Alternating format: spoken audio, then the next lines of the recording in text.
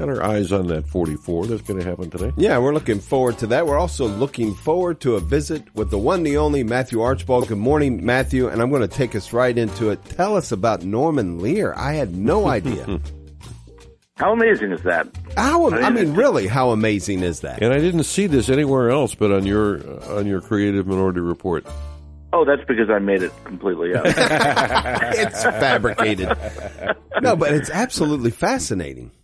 Yeah, Norman Lear, for those who aren't in the Hollywood know like us guys, he was the famous writer and producer behind All in the Family, The Jeffersons, Maude, things like that. And, he was a titan of television. And he was always, his entire life, he was a Jewish agnostic. And the guy lived to 101 years old, just recently passed away last week. And amazingly, just last year, he embraced the Catholic faith and was baptized by a priest at 100 years old. How amazing is that? Yeah, but I'm even more amazed at the path that what led to his conversion to the Catholic faith. His daughter, but where she herself became Catholic. I know.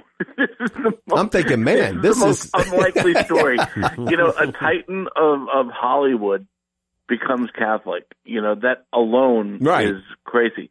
But his daughter became a Catholic at Harvard University. At Harvard, yeah. That's probably the most astounding part of the whole thing. I'm surprised they haven't called her before Congress to see how in the world something like that could happen at Harvard. I bet her answers would be better than the college presidents would be. Yeah. But just fantastic, right? He's 100 years old, never shown any real signs of a commitment to a particular faith, identified as Jewish, but at 100 years old, he becomes a baptized Catholic and dies in the grace of the church. It's amazing.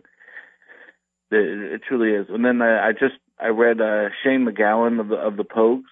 I don't know if you know him at all, but buried deep in the article about him was that he died after receiving last rites and praying with his family. Yeah, it's just amazing. It's something, You read about these people, and you only read about certain parts of their life. Yeah. And the other part is covered up entirely. Even when it's alluded to, when someone's searching, that's just not discussed. And it's pretty amazing right now that people are still turning to the Catholic faith, no matter how much demonization goes on, no matter what's written about, and who would become Catholic right now, and it's just people are still looking for truth, and it should give all of us great hope. Amen.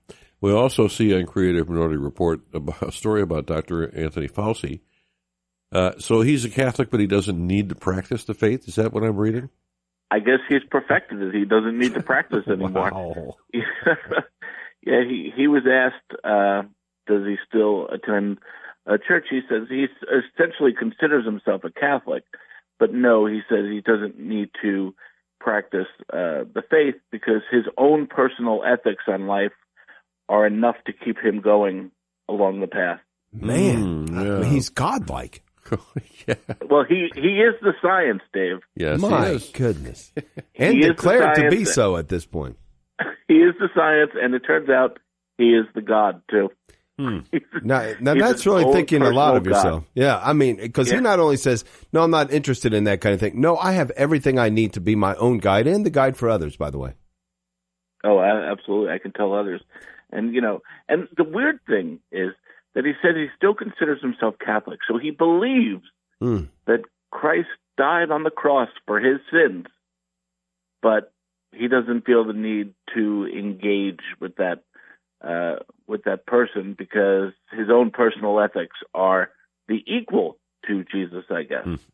I want to take you to another story that is just so big right now. One of the names in this so big right now from a story from CreativeMinorityReport.com, from Lennon to Taylor Swift.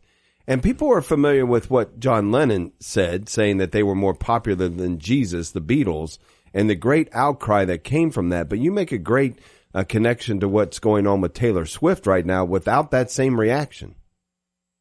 Yeah, there was a big deal. The Jesus statue that looms over Rio de Janeiro, the priest in charge of that essentially put a big giant Taylor Swift concert T-shirt over Jesus, which is just so offensive. And to superimpose a pop star's merch onto Jesus, it just is so sickening. But when John Lennon said what he said about, we're more popular than Jesus right now, there was a massive pushback. People really didn't like that. And yet, when this happened just recently, I mean, you probably didn't see this story anywhere but Creative Minority Report, about the Rio de Janeiro statue. The fact that it doesn't ring a bell for anyone, the fact that doesn't upset people is very telling and very troubling. Yeah, and beyond that, some of the activity at her concert that is definitely occult related. Right, there's no doubt. I mean, there's cloaks, there's eerie lighting, and it's just it's definitely what especially young women are looking at right now. They, from every angle, they are being pushed and cajoled into joining occult, Wiccan, pagan activities and thinking this is cool. And they're getting it from every angle, and they're responding. They are going that way. There's more Wiccan young people than there are Methodists right now. Oh my! That is very, very scary. Well, if you'd like to be startled, scared, but also amused, just go to creativeminority.report.com. Matthew Archbold, thank you so much for sharing your insights. God bless, guys. See ya.